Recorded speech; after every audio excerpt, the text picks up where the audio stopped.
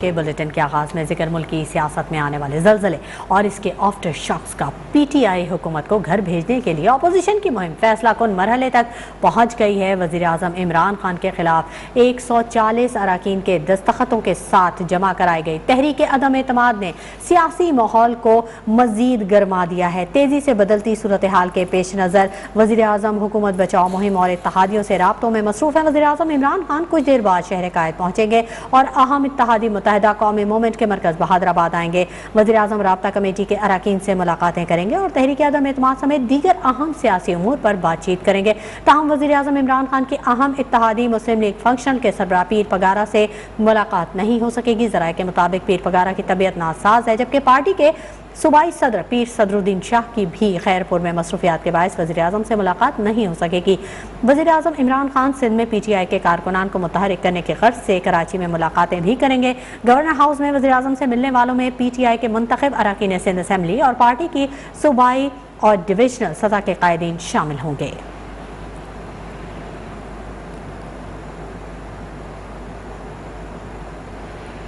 वज़ीर आज़म के खिलाफ तहरीक अदम एतमाद की कामयाबी के लिए अपोजिशन लीडर्स की मुलाकातों का मिशन जारी है। मियाँ शहबाज शरीफ हिमायत की गर्ज से दीगर रहनुमाओं के साथ साथ अमीर जमात इस्लामी सिराजुल हक से मुलाकात के लिए पहुँच गए। इस्लामाबाद में होने वाली मुलाकात के बाद शहबाज शरीफ का कहना था कि हुकूमत को आइनी तरीके से हटाकर कौम के पास दोबारा जाएंगे। ऐसी हुकूमत लाई जाए जो आवाम की खिदमत कर सके। तहरीक अदम एतमाद किसी फर्द वाहिद की नहीं बल्कि आवाम की ख्वाहिश के मुताबिक है। मुत्तहिदा अपोजिशन की जानिब से सिराजुल हक से तहरीक अदम एतमाद में साथ देने की दरख्वास्त की है। ये किसी फर्द वाहिद की ख्वाहिश नहीं है, न मकसद है। ये 22 करोड़ आवाम दिन रात वो तड़प रहे हैं नाअहल इस इनकॉम्पिटेंट और इंतहाई करप्ट हुकूमत के हाथों, जो आवाम की दुर्गत बन रही है और आम आदमी की जिंदगी अजीरन हो चुकी है।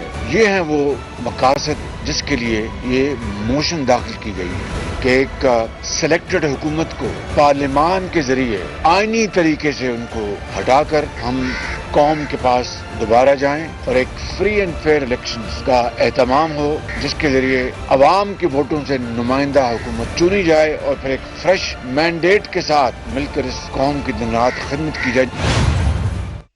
अमीर जमात इस्लामी सिराजुल हक कहते हैं कि तहरीक अदम एतमाद जमहूरी और आइनी तरीक़ाकार है। शहबाज शरीफ इसी हवाले से बात करने आए। इजलास बुलाकर शहबाज शरीफ की तजावीज़ पर गौर करेंगे। अपोजिशन लीडर से मुलाकात के बाद मीडिया से गुफ्तगू में सिराजुल हक का कहना था कि अफराद की तब्दीली मसले का हल नहीं है। शहबाज शरीफ को आवाम से रुजू करने की तजवीज़ दी है। अदम एतमाद जमहूरियत का एक तरीक़ेकार है, एक आईनी तरीक़ेकार भी है। हमने मियां शहबाज शरीफ साहब को यही बताया कि जमात इस्लामी चूँकि एक जमहूरी जमात है, हमारे यहाँ एक मुशावरत का निज़ाम है। वो अपोजिशन लीडर के हैसियत से अपनी तजावीज़ से उसने हमें आगाह किया और हम भी इंशाअल्लाह ताला अपनी जमात का इजलास बुलाएंगे और उसमें पूरी तरह उनकी बातों पर गौर करेंगे और एक कंसेंसस के साथ, यकसुई के साथ हम अपनी बात कौम के सामने रखेंगे। अफराद की तब्दीली भी मसले का हल नहीं है जब तक निज़ाम की तब्दीली। दूसरी जानिब साबिक सदर आसिफ अली जरदारी भी तहरीक अदम एतमाद की कामयाबी के लिए मैदान में आ चुके हैं। आज इस्लामाबाद में अहम हुकूमती इत्तेहादी चौधरी शुजात हुसैन से मुलाकात करेंगे। दोनों पार्टियों के दीगर कायदीन भी शरीक होंगे। इस अहम बैठक में सियासी सूरत हाल के पेश नज़र बाहमी ताउन का जायजा भी लिया जाएगा।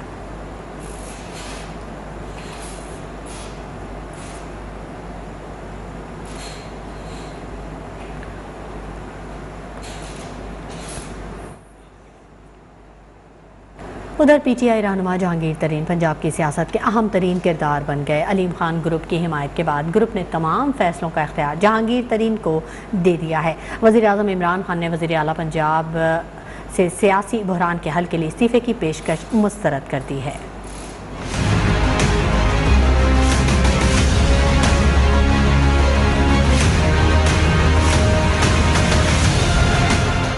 पंजाब में सियासी राबतों से पैदा होने वाली सूरत हाल में जहांगीर तरीन को कलीदी हैसियत हासिल हो गई। जहांगीर तरीन ग्रुप ने फैसलों का इख्तियार जहांगीर तरीन को दे दिया। नुमान लंगड़ियाल का कहना था कि अब्दुल अलीम खान को भी बता दिया गया है कि वो जहांगीर तरीन के फैसलों के पाबंद होंगे। वज़ीर आला पंजाब उस्मान बुज़दार भी पंजाब के सियासी बहरान को हल करने के लिए सरगर्म हो गए। वज़ीर आज़म इमरान खान से मुलाकात के दौरान कहना था कि उनके इस्तीफा देने से हालात ठीक होते हैं तो वो इस्तीफा पेश करने पर तैयार हैं। ताहम वज़ीर आज़म ने उन पर एतमाद का इजहार किया। इत्तेहादी जमात काफ लीग ने अलीम खान को वज़ीर आला पंजाब बनाने की मुखालफत करते हुए कहा है कि वज़ारत आला काफ लीग को दी जाए। ज़राए का कहना है कि उस्मान बुज़दार अलीम खान के बजाय अपनी जगह पर चौधरी परवेज इलाही को बिठाने के हामी हैं।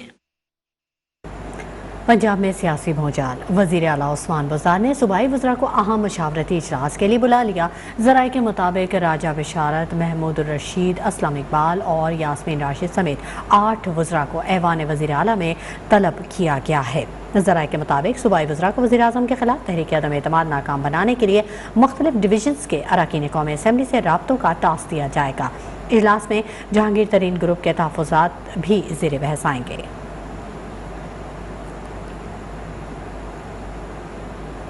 वज़ीर आला पंजाब उस्मान बुज़दार वज़ीर आज़म इमरान खान के खिलाफ अदम एतमाद की तहरीक पर अपोजिशन को निशाने पर ले लिया। बयान में कहा कि अपोजिशन ने अदम एतमाद का जो गड़ा खुदा है खुद इसमें गिरेगी। अपोजिशन के पास नंबर्स पूरे नहीं हैं। अदम एतमाद की नाकामी नविश्ता दीवार है। वज़ीर आज़म इमरान खान अदम एतमाद से सुर्ख रूह होकर निकलेंगे। वज़ीर आला पंजाब का मज़ीद ये कहना था कि अपोजिशन की सियासत सिर्फ ज़ाती मफादात के गिर्द घूम रही है।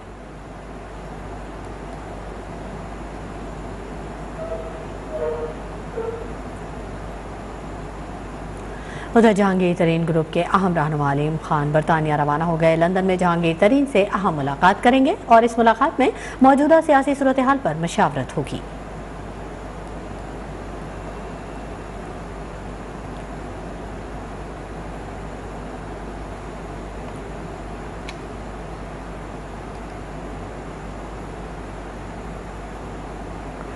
साबिक वज़ीर आज़म शाहिद खाकान अब्बासी ने स्पीकर कौमी असम्बली असद कैसर को आड़े हाथों ले लिया। कहा, कौमी असम्बली के स्पीकर ने कानून को तोड़ा है जिसकी मिसाल नहीं मिलती।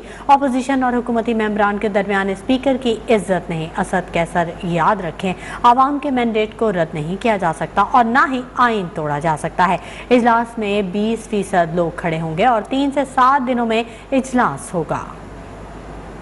किसी को हक नहीं है कि वो आइन को तोड़ सके, वो कानून को तोड़ सके। इस स्पीकर ने जिस तरह पार्लियामान की रवायात को तोड़ा है, जो बेतौकीरी इसने पार्लियामान की है, जिस तरह इसने इस इदारे को तबाह किया है, इसकी कोई मिसाल पार्लियामानी तारीख दुनिया में नहीं है। आज इस मुल्क की तारीख का वाहिद स्पीकर है जिसकी इज्जत ना अपोजिशन के बेंच पे है और ना हुकूमती बेंच के अंदर है। अगर ये स्पीकर आइन के मुताबिक हाउस नहीं चलाएगा, कानून के मुताबिक नहीं चलाएगा, तो इंशाल्लाह अदालतें मौजूद हैं। अवाम की ताकत की नफी आप नहीं कर सकते, अवाम के मैंडेट को आप रद्द नहीं कर सकते, आप आइन को नहीं तोड़ सकते, आप कानून को नहीं तोड़ सकते। इसका जवाब। खबरों के सिलसिले को आगे बढ़ाते हैं। यहाँ आपको अपडेट कर दें कि पाकिस्तान तहरीक इंसाफ के तहत नाअहल होने वाले सेनेटर फैसल बावड़ा की खाली होने वाली निशिस्त पर सिंध असेंबली में वोटिंग जारी है। सुबह 9 बजे शुरू की गई वोटिंग शाम 4 बजे तक जारी रहेगी। इलेक्शन के लिए सिंध असेंबली के हॉल को पोलिंग स्टेशन बनाया गया है। सूबाई इलेक्शन कमिश्नर रिटर्निंग ऑफिसर के फराइज सर अंजाम दे रहे हैं। सिंध असेंबली में कुल वोटों की तादाद 101 है, जिसमें से 58 से ज़ायद वोट कास्ट किए जा चुके हैं।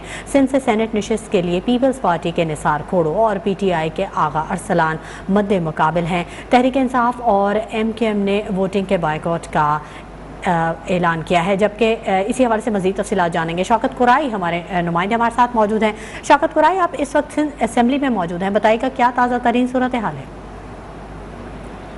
देखें, ये सुबह 9 बजे पोलिंग शुरू हुई थी और असेंबली का जो मेन हॉल है वहाँ पोलिंग का मकाम कायम किया गया है, वहाँ पोलिंग बूथ कायम किए गए हैं। 9 बजे से ये सिलसिला शुरू हुआ है वोटिंग का, जो 3 घंटे से ज़्यादा अरसा गुजर चुका है। ये सिलसिला अब तक जारी है। जैसा आपने बताया कि 101 वोट हैं जो पीपल्स पार्टी से मुंसलिक हैं, पीपल्स पार्टी की नशिस्त पर कामयाब हुए थे। उसमें से 2 ऐसे हैं जो तहरीक इंसाफ से ताल्लुक़ रखते थे, लेकिन वो बाद में मुनहरफ हो गए थे और तहरीक इंसाफ छोड़कर वो पीपल्स पार्टी की कैंप पे आ गए थे। तो उनके टोटल जो वोट पीपल्स पार्टी के उम्मीदवार के बनते हैं 101 बनते हैं, जबकि तहरीक इंसाफ और MQM और दीगर जो असेंबली के अरकान हैं, दीगर जमातें जो हैं, उन्होंने आज की पोलिंग का बायकाट किया है। इसमें TLP जो तहरीक लब्बैक थी, उनके 2 अरकान हैं, उन्होंने वोट ना देने का फैसला किया है, लेकिन दीगर जो जमातें हैं उन्होंने बायकाट का फैसला किया था, जिसकी वजह से 101 वोट रह जाते हैं जो पीपल्स पार्टी के साथ मुंसलिक हैं। और पीपल्स पार्टी के अरकान में से अब तक 60 से ज़ायद जो अरकान असेंबली है उन्होंने अपना वोट का हक इस्तेमाल कर दिया है। ये पोलिंग का सिलसिला शाम 4 बजे तक जारी रहेगा। जैसा आपने बताया कि ये जो सीट सेनेट की खाली हुई थी, वो सीट खाली हुई थी जब PTI के रुकन सेनेट फैसल वाबडा थे, उनकी वो नाअहल हुए थे, ताहियात नाअहल हुए थे। इलेक्शन कमीशन ने उनसे नाअहल करार बहुत शुक्रिया दिया था। शौकत कुरैशी तफसीलात से आगाह करने के लिए।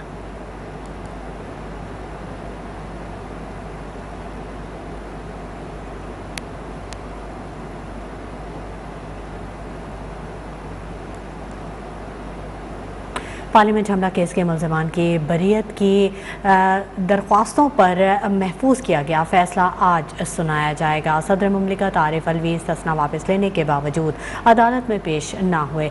शाह महमूद कुरैशी, अलीम खान, जहांगीर तरीन ने इंसदाद दहशतगर्दी की खुसूसी अदालत में हाजिरी से इस्तना की दरख्वास्तें इरसाल कर दी हैं। मुलजमान की बरीयत की दरख्वास्तों पर पुलिस का क्या मौक़िफ़ है, अदालत का इस्तफसार। प्रोसिक्यूटर आमिर सुल्तान का ये कहना था कि पार्लियामेंट हमला के सियासी मुकदमा था, बरीयत की दरख्वास्तों की हिमायत करते हैं। जब बहस की ज़रूरत नहीं तो मुलजमान फैसला सुनने तो आ जाते हैं। अदालत के रिमार्क्स सामने आए। आपको बताएं कि यूक्रेन में आर्जी जंगबंदी के दौरान बड़ी तादाद में तलबा पोलिश सरहद पर पहुंचने में कामयाब हो गए। एक पाकिस्तानी बस ड्राइवर ने भारतीय तलबा समेत 2500 अफराद को पोलिश सरहद पर मुंतकिल करके इंसानियत की आला मिसाल कायम कर दी। PIA का खुसूसी तैयारा पोलैंड पहुंचने वाले पाकिस्तानियों को लेकर वतन वापस पहुंच गया। यूक्रेन में आर्जी जंगबंदी के दौरान कीव और सुमी से बड़ी तादाद में तलबा पोलिश सरहद पर पहुंचने में कामयाब हो गए। एक पाकिस्तानी बस ड्राइवर ने भारतीय तलबा समेत 2500 अफराद को पोलिश सरहद पर मुंतकिल करके इंसानियत की आला मिसाल कायम कर दी। पाकिस्तानी बस ड्राइवर मौज़म खान 20 से $25 किराए में ही फंसे तलबा को जंग ज़दा इलाकों से सरहद तक पहुंचाते रहे। दीगर बस ड्राइवर्स मौके से फायदा उठाकर $200 से $300 फी तालिब इल्म ले रहे थे। मौज़म खान के मुताबिक वो अब तक 2500 तलबा को निकाल चुके हैं। उनमें बड़ी तादाद में भारतीय तलबा भी शामिल हैं। भारतीय अमले ने कीव में फंसे तलबा के साथ पाकिस्तानी तालिबा आसमा शफीक को भी रेस्क्यू कर लिया।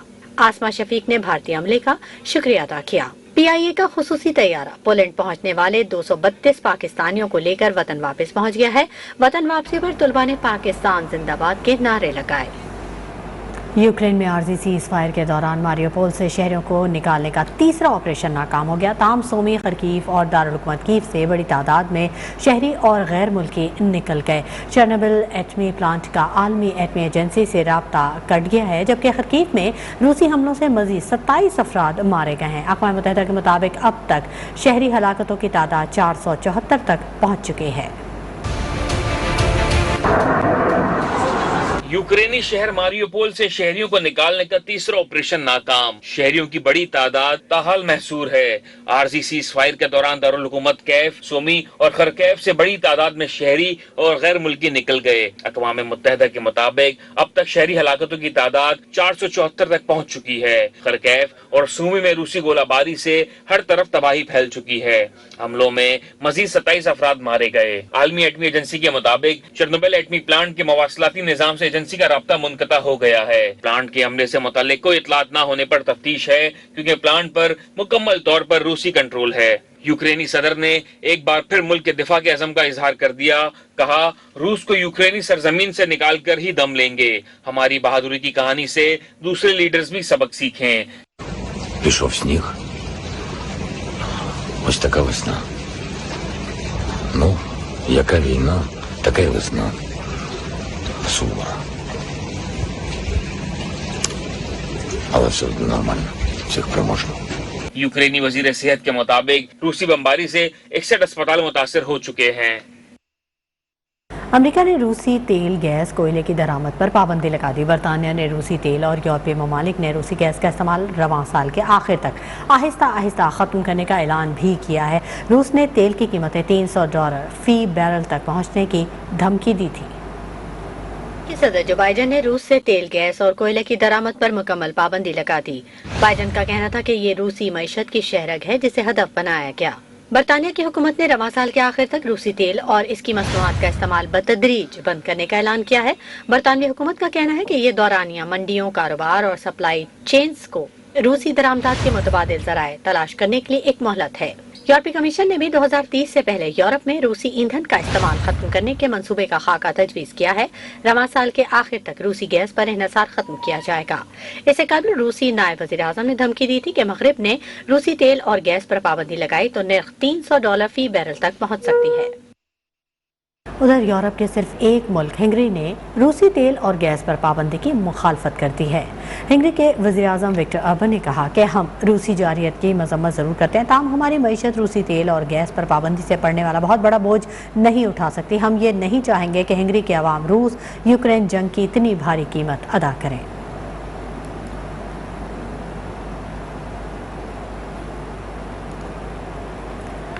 सऊदी अरब और मुत्तहिदा अरब इमारात के सरबराहान ने अमरीकी सदर जो बाइडेन से फ़ोन पर बात करने से इनकार कर दिया। अमरीकी अखबार के मुताबिक जो बाइडेन रूस यूक्रेन तनाज़ा और तेल की पैदावार बढ़ाने पर बात करना चाहते थे ताकि आलमी सतह पर तेल की कीमतों को ब्रेक लगवाई जा सके। दोनों अरब रहनुमाओं ने बाइडेन के बजाय रूसी सदर व्लादिमीर पुतिन से हालिया दिनों में बातचीत की है। तर्जुमान व्हाइट हाउस जॉन साकी ने अमरीकी अखबार की रिपोर्ट की तरदीद कर दी है।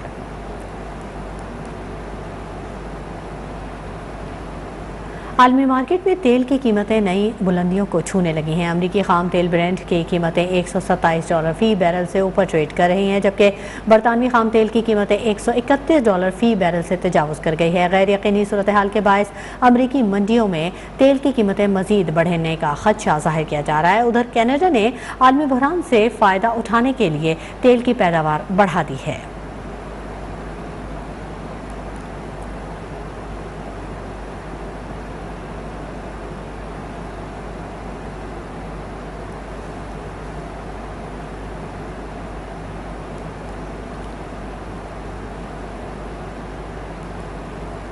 पेट्रोलियम मसनूआत पर 104 अरब रुपए की सब्सिडी दे रहे हैं। पेट्रोलियम पर सेल्स टैक्स को सिफर कर दिया है। वज़ीर ख़जाना शौकत तरीन का दावा, कहा बिजली की कीमत में आइंदा 4 माह में 136 अरब रुपए की सब्सिडी देना पड़ेगी। सिर्फ आवाम की खातिर इतना बोझ उठा रहे हैं। पेट्रोल की कीमतें बढ़ने की वजूहात आलमी मामलात हैं। IMF से कहा है कि हाथ हल्का रखें, आवाम पहले ही सड़कों पर है। तकरीबन हम 104 अरब रुपया जो है पेट्रोलियम और डीज़ल की मद में आवाम को सब्सिडी दे रहे हैं, क्योंकि हम ये समझते हैं कि पेट्रोल की प्राइसेस जो हैं अनरियलिस्टिकली ज़्यादा हो गई हैं कि हम इतना बड़ा जो बोझ उठा रहे हैं वो आवाम की खातिर उठा रहे हैं। इलेक्ट्रिसिटी पे प्राइम मिनिस्टर ने कहा है कि जो भी बिल होगा और स्पेशली अप टू 700 यूनिट्स जो इस्तेमाल कर रहे होंगे, 5 रुपए फी यूनिट उनकी उसमें से डिडक्शन हो जाएगी। ये जो है ये हमें कोई तकरीबन इसका जो आपको बराह रास्त लिए चलेंगे। मावने खुसूसी डॉक्टर शहबाज गिल इस वक्त न्यूज़ कॉन्फ्रेंस कर रहे हैं।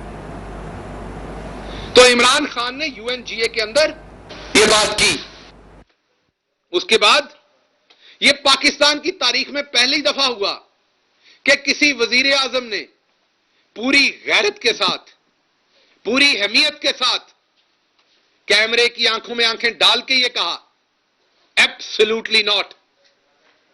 ये आपके सामने पहली दफा हुआ कि किसी लीडर ने चापलूसी करने की बजाय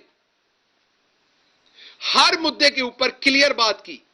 ये पूछा कि अफगानिस्तान आप लेने आए क्या थे, हमें भी समझा दें, क्योंकि आपके आने की वजह से हमारे 80,000 लोग शहीद हो गए, हमारे मुल्क की ईंट से ईंट बच गई। तो हमें सिर्फ यह तो बता दें आप लेने क्या आए थे, ये किसी और में जुर्रत हुई है पूछने की? क्या आप जो दूसरों को वोटें देते हैं, वो जो थप्पा लगाते हैं, उसकी स्याही जाली होती है?